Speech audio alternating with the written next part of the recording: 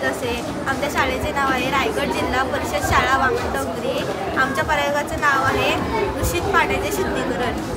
तर या कारखान्याचा दूषित पाणी इथे जाऊन साठतो आणि या साठ्यातून इथे जातो।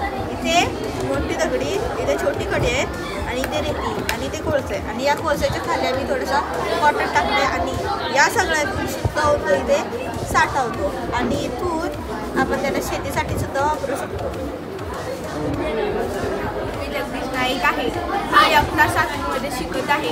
माझ्या शाळेचे नाव रायगड जिल्हा परिषद शाळा वामनडोंगरी आहे। हे पाणी जलसाठ्यात टाकण्यापूर्वक त्यावर प्रक्रिया करून ते पाणी पुन्हा वापरात आणता येऊ शकतो।